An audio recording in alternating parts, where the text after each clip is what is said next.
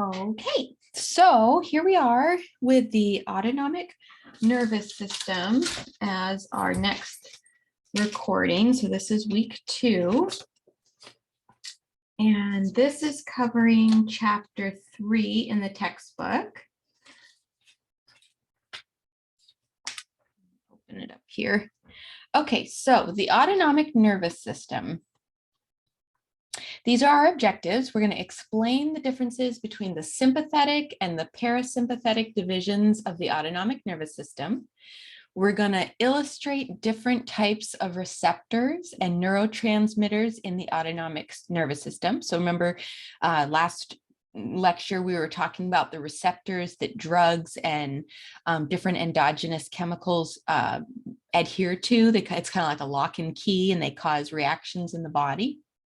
We're going to describe the differences between adrenergic and cholinergic receptors and the effects to the body. We're going to discuss how agonists and antagonist medications work.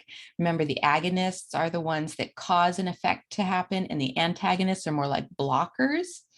We're going to identify common autonomic medications and how they affect the body. Okay, so here we go.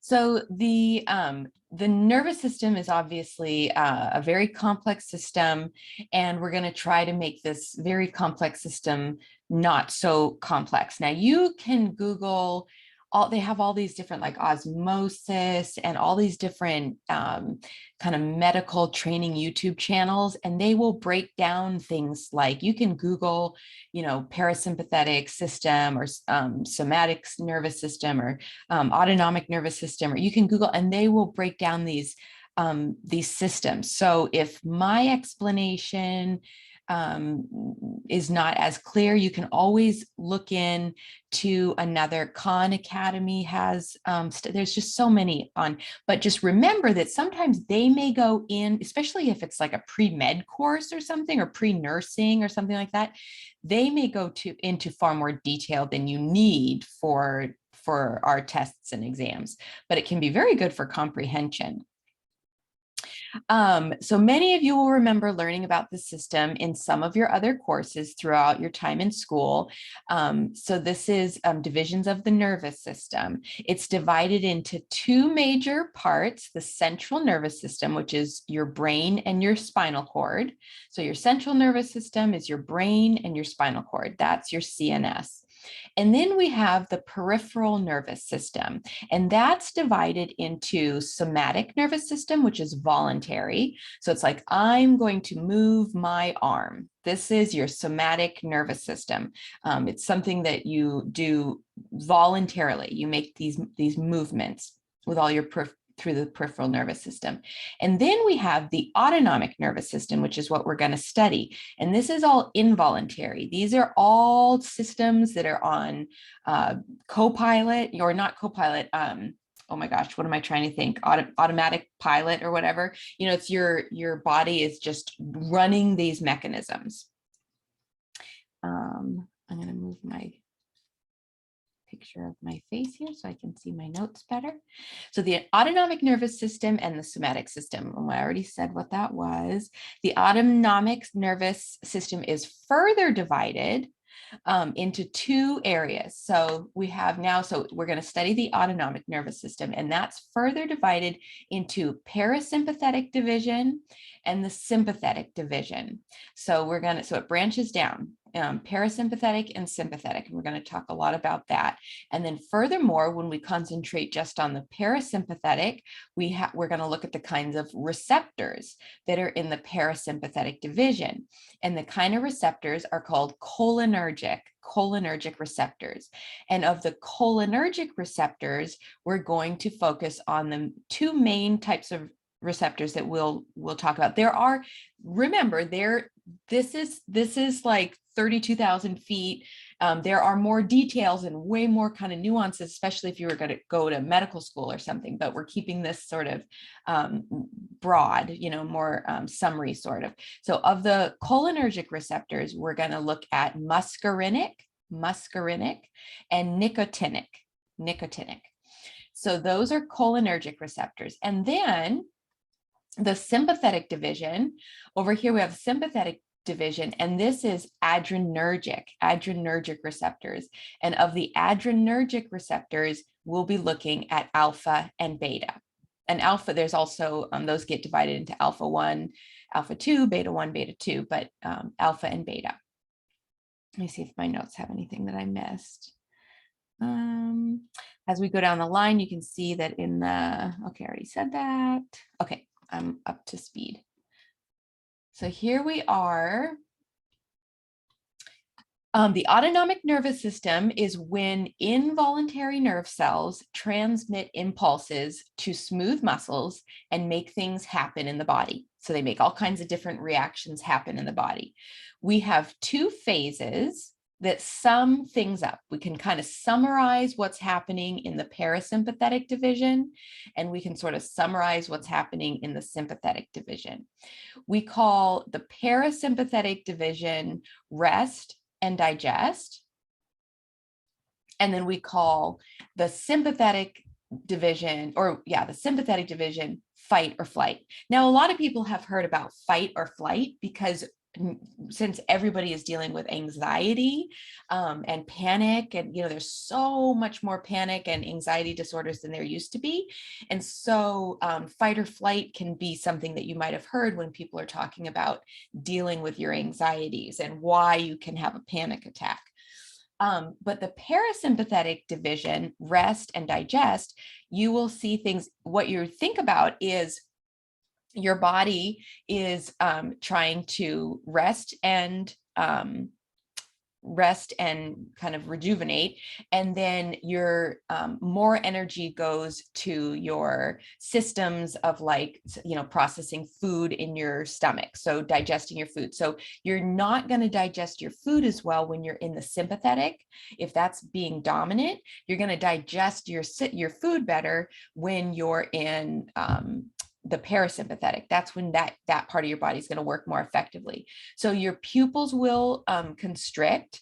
So that's one thing that can affect. Think about it like sometimes you have to think in opposites. So if you are heightened and aware and looking around, your pupils might dilate, so you get lots of light flooding into your eyes so you can see better. It's all about checking out your surroundings and, things, your heart racing and having all of your energy go to your muscles so you can escape. But when you're resting and digesting, things are more relaxed. So your pupils are not going to be dilated because you don't necessarily need a bunch of light streaming into your eyes. Your salivation is going to be stimulated because that's the first part of digestion. Digestion is breaking down the enzymes in your saliva to break down your food. Your heart rate is going to be lower. Your breathing is kind of constricted, or it's not going to be, you don't have a need for taking as deep breaths to get lots of oxygen to your muscles, and your digestion is stimulated so that you can process food and digest food. You can go to the bathroom and things like that. Sympathetic, fight or flight, everything that your body doesn't need is going to shut down, and the things your body needs to react to a threat is going to be turned on. So dilation of your pupils so that you can see where the enemy is, inhibition of salivation, increase in your heart rate. Oh, sorry, that's my little one knocking on the door. Okay. It's going to facilitate breathing, so you're going to be able to take deeper breaths deeper into your lungs, and digestion is going to be inhibited so that so you're not going to have as much blood flow to the stomach, so you get more blood flow to your extremities so you can escape. That's where that flight part comes into. Okay, so here's a diagram that's showing the organs of the body and how they respond during the parasympathetic and the sympathetic nervous system. So it kind of shows the branches of the spinal cord or the brain stem where these reactions are triggered. So we have parasympathetic, here's where the constricted pupils, stimulated saliva, slowed heart rate, constricted breathing, stimulated digestion. This says stimulates the gallbladder, probably to release bile and different things that help different processes, contracts the bladder. So, you can use your elimination organs, and then stimulates sex organs. So you're not going to be as likely to want to have any kind of sexual interactions when you're in fight or flight. That's going to be more when you're relaxed, rest and digest. So you can see how it gets kind of opposite. On the other side of the sympathetic, dilated pupils, inhibits saliva, accelerates heart rate, facilitates breathing, deeper breathing, inhibits digestion, stimulates release of glucose so you can have energy. You need energy to feed those cells, secretes epinephrine or norepinephrine. That's the adrenal glands on top of the kidneys, and then relaxes the bladder. And then, so actually relaxes the bladder. That's probably going to the bathroom. I think I got that mixed up. Contracting the bladder is probably not using. And then inhibits sex organs. So you're not going to be as likely to be thinking about sex when you're in that fight or flight. So those are some of the major functions that get turned on and off during those two divisions.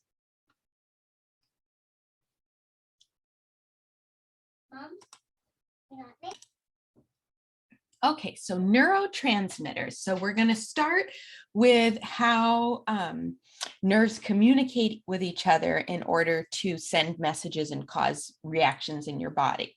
So how does one neuron communicate with the next neuron and with the organ that they innervate? So, if it starts all with the brain and the central nervous system, it eventually gets to, some organ, your heart, your liver, your pancreas, or whatever, and it communicates a function for that organ to do. So how does that happen? So the answer is neurotransmitters. So they are chemicals or substances made in the neurons. They're actually made in the neurons that are released when an action potential comes down the neuron. So the central nervous system talks to the body through neurons. That's its communication way of communicating. And you can think of neurons as an electrical cord coming out of the wall that's plugging into a lamp. The lamp can be a body organ. So we can say the lamp is a heart, or the lamp or the lungs, or whatever. However, in this example, our electrical cord is on just one long cord, just one neuron from the wall to the lamp. That's just one neuron, when in reality, it's actually several neurons. And it's segmented into sections. So the sections talk to each other. So if we have a cord coming out of the wall to the lamp, and let's say instead of it just being all one, it's segmented, but each one of those segments are very close to each other. And in between those segments, the neurotransmitters communicate to keep that action potential going till it gets to the lamp. And we call those sections clefts. Oh my gosh, I just lost the word, but it's probably going to be on another slide. But each section talks to each other, and they talk to each other with the neurotransmitters, those chemicals that are made in the neurons that cause that action potential. Oh my word, that word, it's probably coming up here. Something cleft. Oh my, what is it? Let's see. I'll have to find it somewhere. Maybe it's the ganglionic cleft. Well, we'll see. Anyways, okay. Sorry, I'm still kind of looking, but I want to move on. Okay, so here we have sort of a blown up picture of two neurons, and this cleft area, this little opening where the neurotransmitters are going to be released out of one end and then are going to float over. And these clefts are like unimaginably small. I mean, it's like, like however many times smaller than a hair, you know what I mean? Like very, very, very tiny. But in this little space, those neurotransmitters cross over, and then they hook up with receptors on the other side of the next neuron in the line. So neurotransmitters reach receptors to regenerate an action potential, and then it just keeps moving on down the line until it gets to where it needs to actually do that action that it's looking to do. So here again is just another picture of that same drawing to kind of let you see that this action potential might start at the cranial nerves, and it's going to be transmitted down the neurons until it gets to the eye and constricts the pupil. So it's sending a message all the way down until it gets to the pupil. Okay, so types of neurotransmitters. You have the primary neurotransmitters. So this is important for you guys to know for tests. Your primary neurotransmitters is going to be acetylcholine, kind of abbreviated ACH, acetylcholine, and norepinephrine, NE. So these are our primary neurotransmitters. And there are other neurotransmitters that we will talk about, but to a lesser degree. And some of these will come back up during some of the conditions that we talk about. But we have epinephrine, or epi, dopamine, serotonin, and GABA, gamma aminobutyric acid, or GABA for easier to say.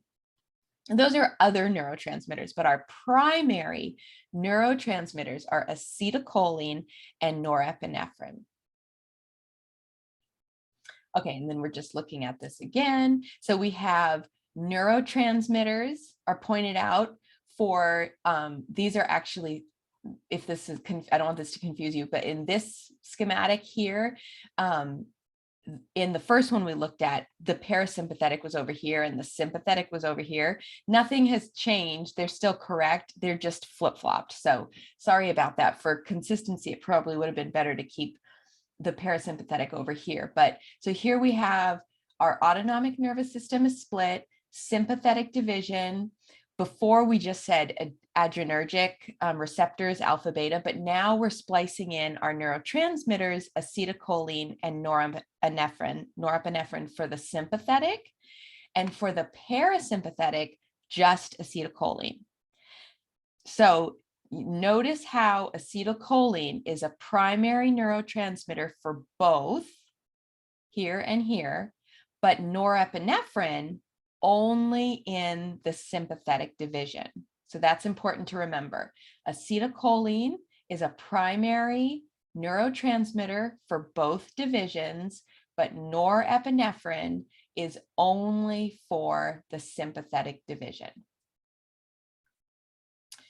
Under our parasympathetic division, we have the cholinergic receptors. So you want to pair cholinergic and parasympathetic. You want to get that flow chart down in your mind. Parasympathetic division, cholinergic receptors, and then under that, muscarinic and nicotinic. And then note what these two receptors do. The muscarinic receptors, they innervate sweat glands, blood vessels, and smooth muscle, and they slow cardiac function. Nicotinic, they cause skeletal muscles to contract. So skeletal muscles contract under nicotinic, muscarinic innervates sweat glands, blood vessels, and smooth muscle. The neurotransmitter for the parasympathetic, acetylcholine, it's released from both the parasympathetic preganglionic and postganglionic part of the neuron. And I'll show you a picture so you can see what that means, pre and postganglionic, because I know we haven't talked specifically about what that means. So here we have a picture. So what we're looking at here, so first let's look at this picture up here. So what we're looking at is a spinal cord. This is a very oddly drawn spinal cord. This is a drawing I did with like a mouse on a drawing thing, and I didn't have, if I had an iPad, it'd be so much prettier. But this is trying to do it with a mouse without an iPad.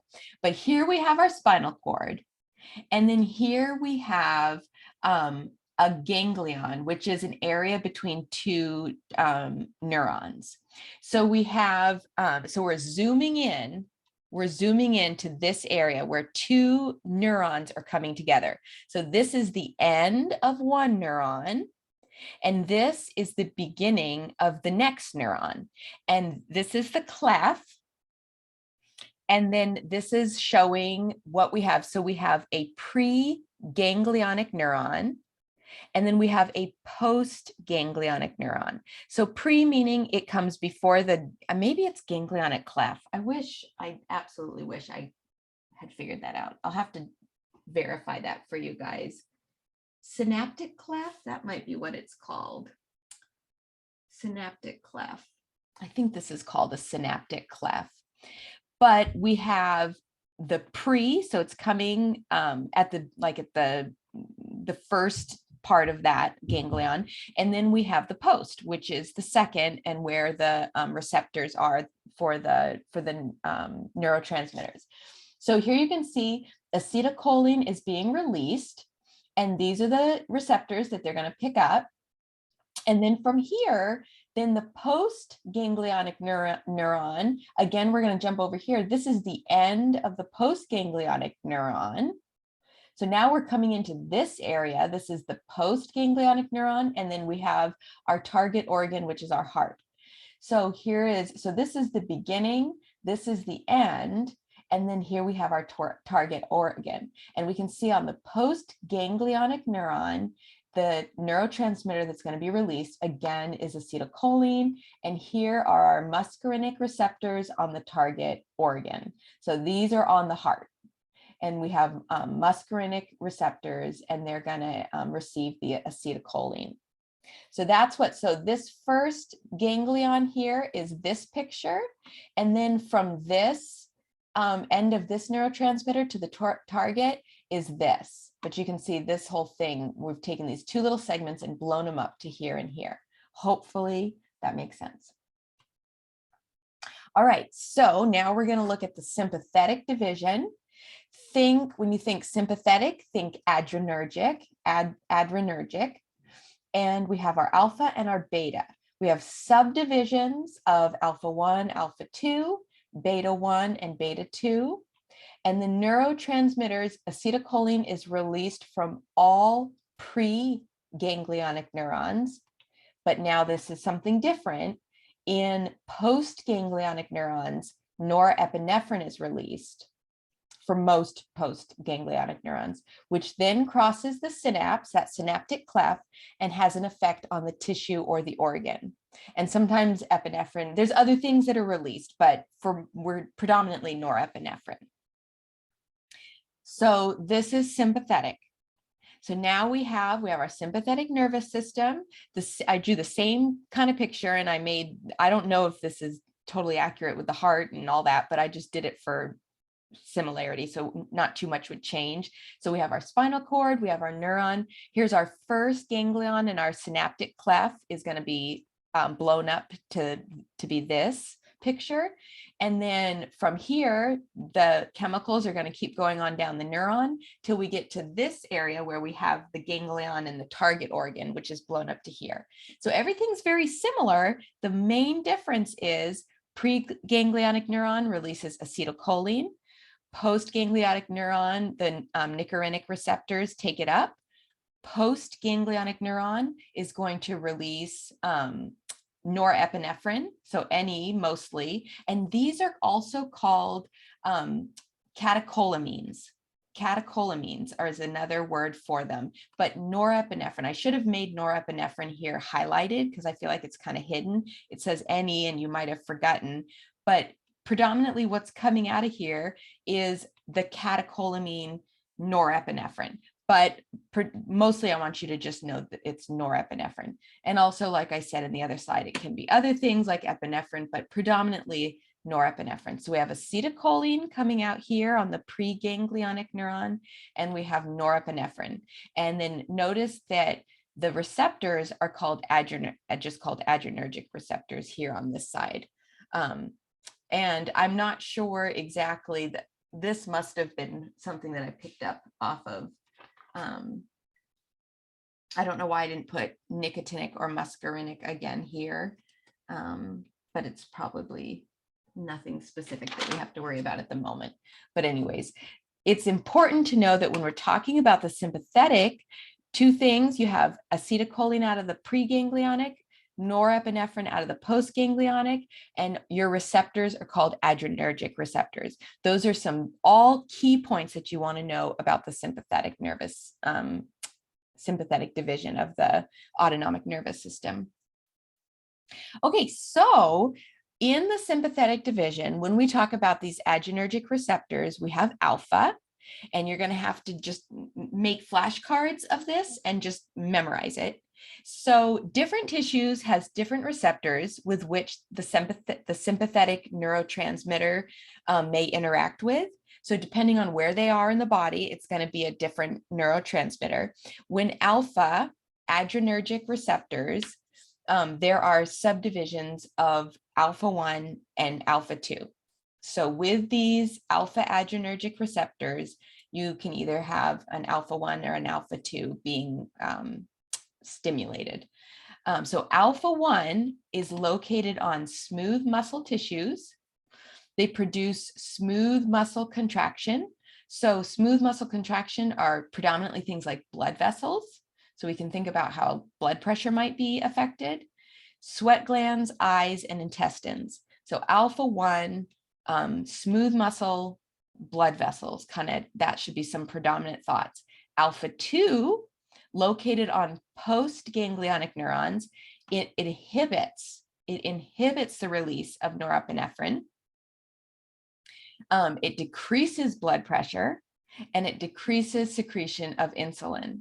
So this is a little bit more, so since it's inhibiting this neurotransmitter, it's kind of a little bit causing things that are a little bit more in the rest and digest sort of effects. It's decreasing blood pressure, it's decreasing insulin, so it's kind of having an anticholinergic effect. Or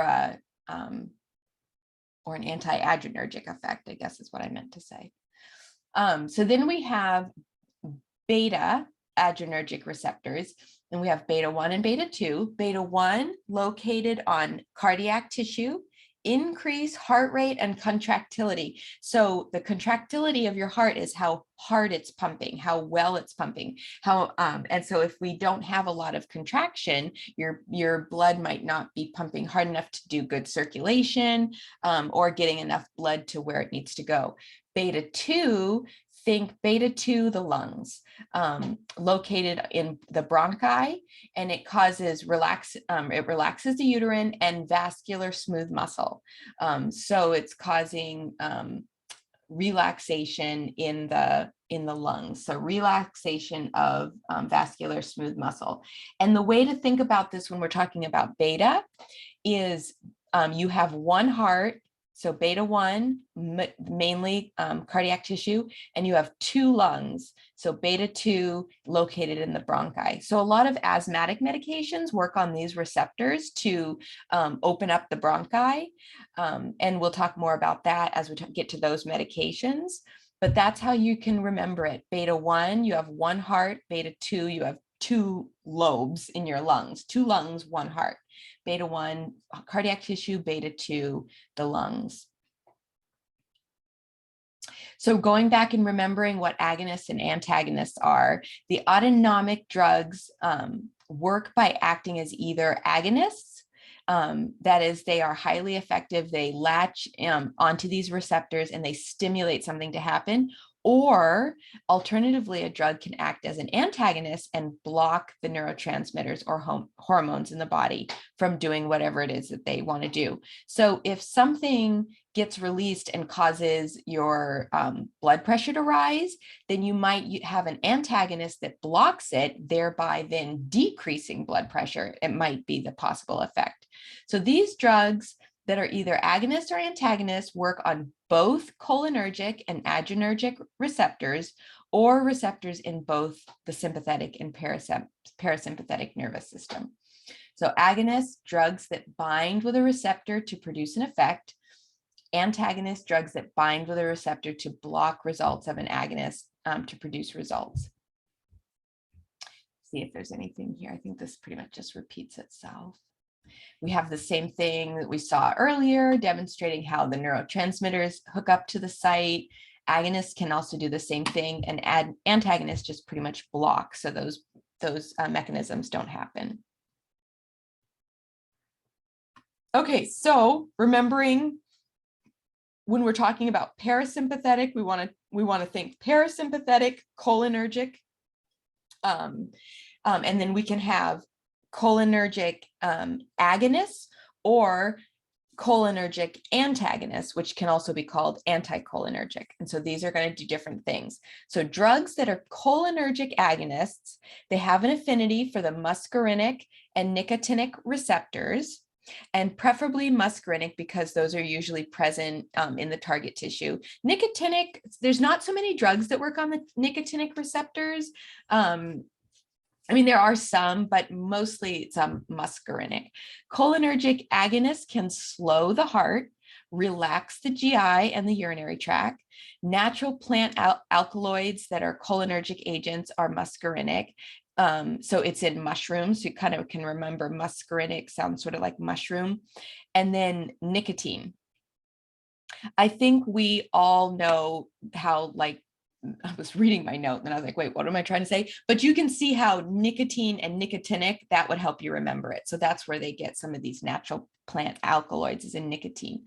And I think that's where that name nicotinic originally sort of derived from. So pilocarpine, which is used to treat xerostomia, is also cholinergic action, because you can, when we're in the sympathetic, our mouth dries up. So we want to actually, encourage salivary production. And so that would be working on the cholinergic agonists in the parasympathetic division to actually produce saliva. So pilocarpine is a drug that does that. There are also cholinergic agents that treat myasthenia gravis, which we'll talk about that in later in the course, and Alzheimer's disease. So there's cholinergic agents that treat various different, oh my word, I hear my daughter stomping down the stairs.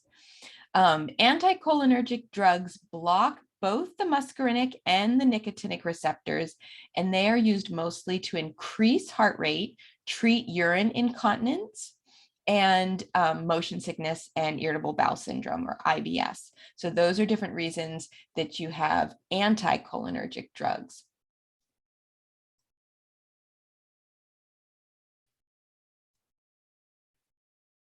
In the sympathetic nervous system, which is the adrenergic agonist or the adrenergic antagonist. And it's important to note this other word of how they describe the drugs. So they call an adrenergic agonist a sympathomimetic drug. Say that 10 times fast. Sympathomimetic drug. And then if it's an adrenergic antagonist, they call it a sympatholytic drug.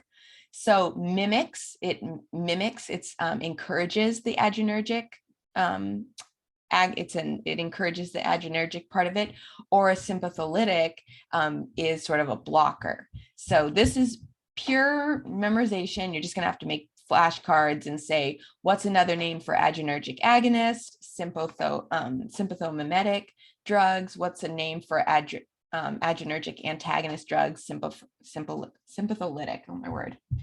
This class has a bunch of tongue twisters, so you're going to have to excuse me throughout the whole semester, I'm afraid. So alpha blockers are primarily used to treat hypertension, because remember, it was smooth muscles and blood vessels. So alpha blockers are primarily used to treat hypertension. We do have to be aware of several things that we'll keep reviewing when we're talking about the different medications, but we have to be aware of orthostatic hypotension, which is when you have a patient laying back and you sit them up too fast, it takes a while for their blood to get back up to their head, and they might get, especially if they're on a blood pressure med, and they might get dizzy and faint. because their blood, I always told my patients, get up slowly so you give your blood time to equalize, and basically it means their blood pressure might not be pumping their blood up to their brain fast enough. And so they have to stand up slowly, or else they can have orthostatic hypotension. Beta blockers are primarily used to treat hypertension as well. So we have a lot of beta blockers. And remember, they'd be blocking what? Beta 1 or beta 2? Beta 1, because you have one heart, two lungs. Beta 1 goes for cardiac tissue, beta 2, the lungs. Okay, so clinical application. So epinephrine in local anesthetic. This is another neurotransmitter.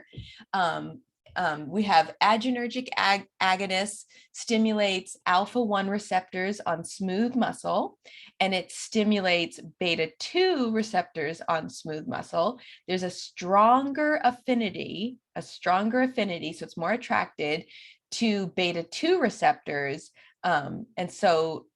it's more potent on beta-2 receptors. So the result is you will have an initial increase in blood pressure with the alpha-1 stimulation of the, because remember it was on alpha-1, it's blood vessels. So you might get a slight initial increase in blood pressure, contraction of the smooth muscle of the blood vessels, but ultimately, when local anesthetic, you will get a drop in blood pressure because it has a higher affinity for beta-2 receptors. So you'll get more of a relaxation of smooth muscles.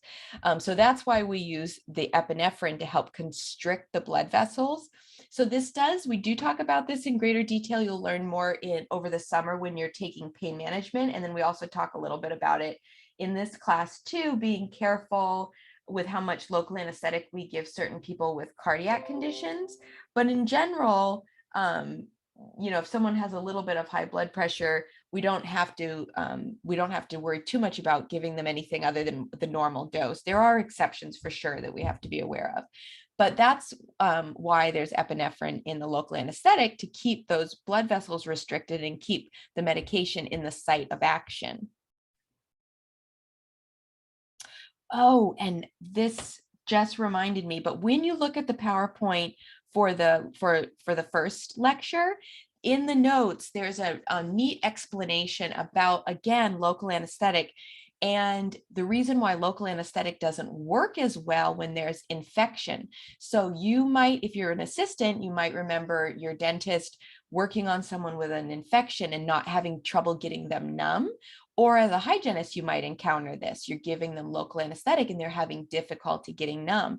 Well, the reason why is because when there's an infection, the pH of the infected area doesn't match up with the pH of the local anesthetic. The pH of the infected area is more acidic and the local anesthetic is more basic, and they don't match, right? The drug doesn't match the environment. And so when there's heavy infection, especially if we're talking about like a abscess or something, it's difficult for that tooth or teeth to get numb. Sorry, that was just a side note. Okay, critical thinking worksheet. Key will be uploaded to Moodle. I think that's just talking about, I know what that's talking about. There's a couple worksheets that you're going to work on. Okay, so make flashcards. What do alpha adrenergic agonists do to the body? Type 1 and type 2. So alpha 1, alpha 2. What do alpha adrenergic antagonists do to the body? Alpha 1, alpha 2. What do beta adrenergic agonists do to the body? Type beta 1, beta 2. And what do beta adrenergic antagonists? So again, remember, something's encouraging, something's blocking. Adrenergic encourager, adrenergic blocker. And then remember also the sympathomimetic and sympatholytic drug names and how they match up with that as well. So just make flashcards. That's my best advice. And then we will go over some Q&A. We'll go over some Q&A on this next Thursday, and I'll send out an email highlighting the worksheets, and we can go over the worksheets as well. Okay, take care, everyone. Have a good afternoon or morning or evening or night, whenever you're watching this, and we'll see you soon.